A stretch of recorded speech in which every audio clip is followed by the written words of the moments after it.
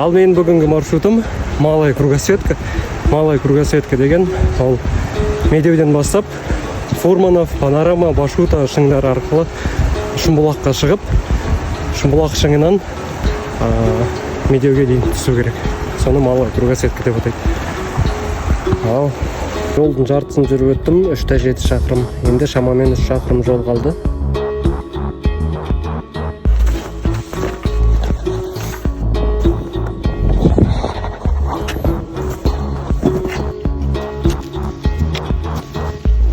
Жеті 700 метр қалды Фурманов шыңына. Енді осы жолмен көтердік.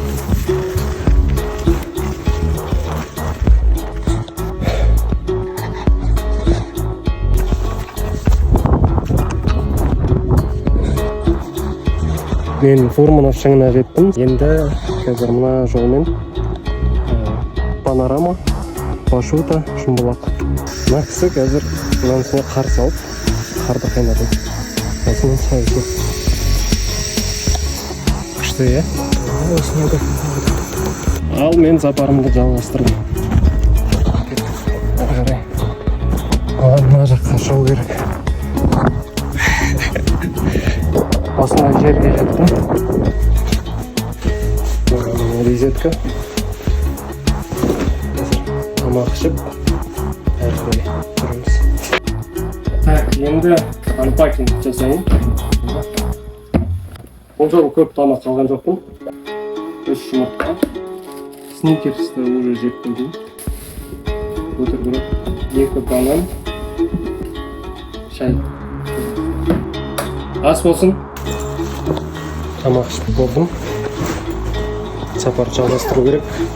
Өйткені уақытпен сәл үлгермей жатқан сияқты. Шымбұлаққа дейін қас қараймай жету керек. Ал, бисмилля. Панорама шыңына жеттім. Ар жақта Башута, оның ар жағында Шымбұлақ. Кеттік ары қарай. Башутаға дейінгі жол осындай. Башута шыңына жеттім. Мына жақта жаңа адамдарды кездестірдім. Шымбұлақтан келе жатқан. Ары қарай жол жоқ дейді. Жолды өзің таптап жол саласын дейді.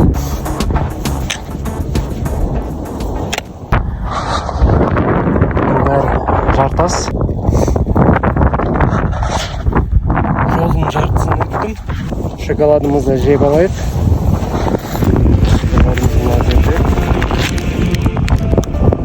Тауда осындай указательдар тұрады. Сондай белгілер тұрады. Осындай жартастарда. Немесе тастармен қаланған белгілер тұрады. Оны осы бетпен дұрыс жолда келе жатсыз деген белгі.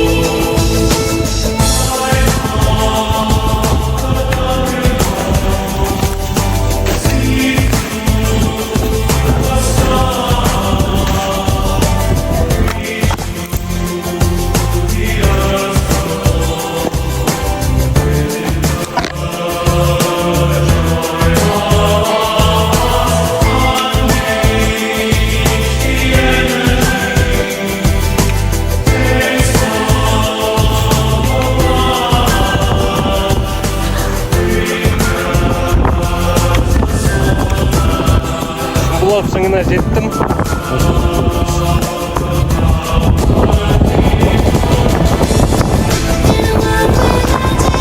Ал мен кеттім. Кездескенде.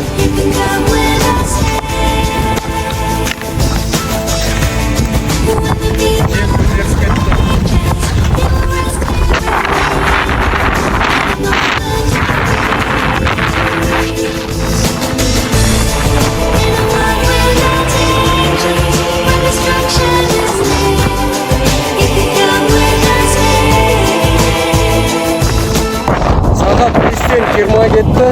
Мен өзіме ризамын. Қазір мына жермен жаяу барам. Себебі канатка істемейді.